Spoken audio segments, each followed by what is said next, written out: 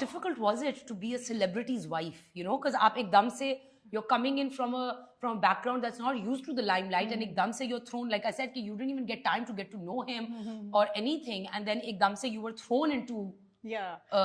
मुझे तो पहले फैसल को ही थोड़ा सा, आपको पता है शादी चाहे आपकी सेलिब्रिटी से हो या किसी से भी हो, आपको थोड़ा सा टाइम लगता है to adjust, to settle down. तो मुझे भी थोड़ा सा टाइम लगा था, और ज़्यादा टाइम तो यही अंडरस्टैंड करने में लगा था कि इनके वर्क आवर्स थोड़े से डिफरेंट होते हैं। और मुझे कभी शौक नहीं था लाइमलाइट में आने का, मुझे अभी भी उस तरह से नहीं है, but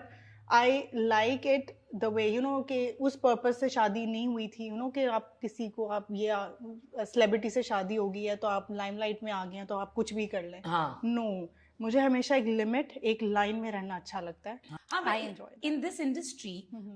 or again I'll come back to being married to a celebrity, it requires a lot of trust और comfort एक build करना होता है कि आपको, like you know, because I mean like people are coming in contact with so many people, so how did you build that, like that trust factor and that comfort level with Faisal? Yeah, with Faisal. Yes, because वही बात होती है, शुरू में आपको कुछ चीज़ें समझ नहीं आती हैं,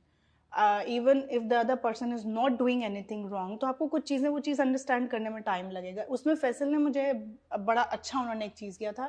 कि why don't you come to the shoot पे आ जाया करो, और जबकि मैं फिर भी नहीं जाती थी शूट पे, लेकिन ऑब्वियसली आपको ये चीज़ पता है। अच्छा, कभी भी मैं बहुत कम शूट पे जाती हूँ, और अभी भी, अब तो इसलिए थोड़ा सा जाना हो जाता है क्योंकि बच्चे होते हैं। फैसल बैक टू बैक अगर शूट पे है तो इज मिसिंग किड्स, बच्चे स्कूल से आ गए हैं, नैप लेके उठ गए हैं, शाम को थोड़ा सा फ्री टाइम है तो इनको कहीं जाना है तो आप शूट पे मैं थोड़ी देर के लिए इनको ले जाती हूँ, तो दैट इज़ नाइस। लेकिन शुरू में उन्होंने मुझे कोई चीज़ ऐसी फील नहीं होने दिया कि मुझे कोई चीज़ फील होती थी